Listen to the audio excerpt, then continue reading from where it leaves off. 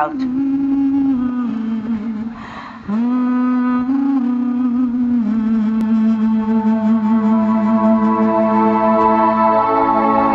In front of you is the Quneitra Valley, full of orchards and vineyards, which has become a symbol of the flourishing agriculture here on the Golan Heights.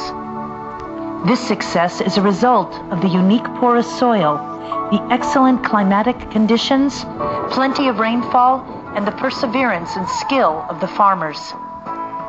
The Golan orchard in the valley is a popular site for self-picking a variety of fruits. During the spring and summer, you can pick cherries, berries, plums, nectarines, and apples, just to name a few. A host of activities awaits the whole family at this site, including tractor tours in the fields.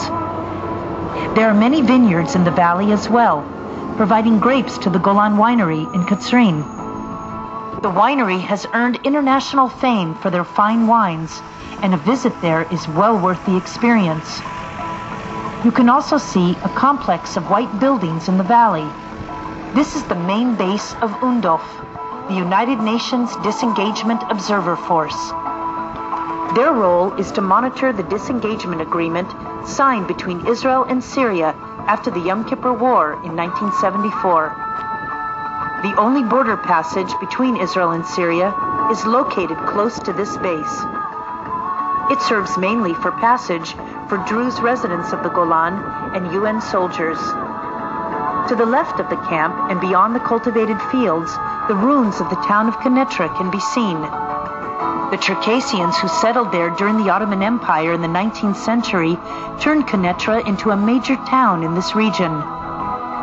From the establishment of Syria as an independent state in 1946 until 1967, Quneitra served as the central military base for the Syrian army. During the Six-Day War in 1967, the Israeli army climbed the Golan, and after 2 days of courageous and bitter fighting, captured the region. After the war and the Syrians' rejection of the Israeli peace proposal, Israel began to settle the Golan. The original members of Kibbutz Marom Golan, the first Israeli community on the Golan, settled around the outskirts of Quneitra.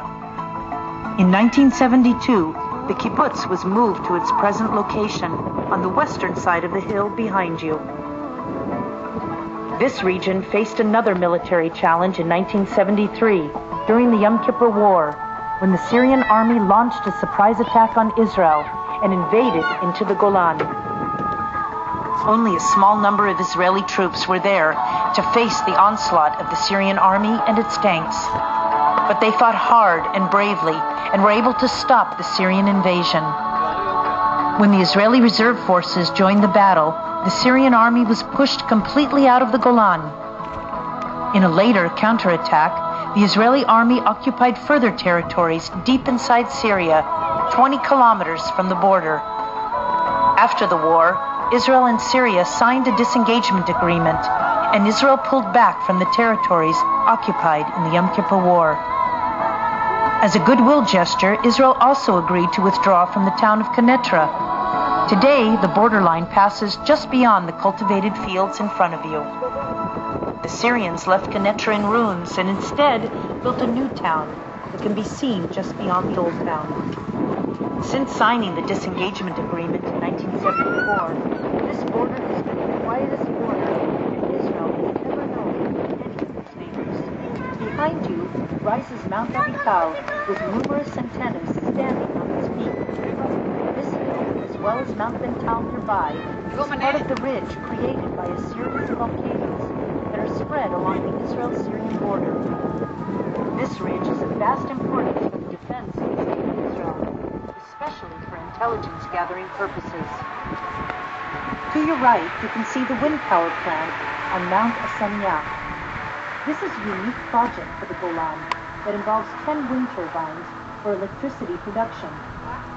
The power plant's yearly energy production provides electricity to over 4,000 households. May ilong ko ba? Kapraso lang eh. Parehati tayo. No.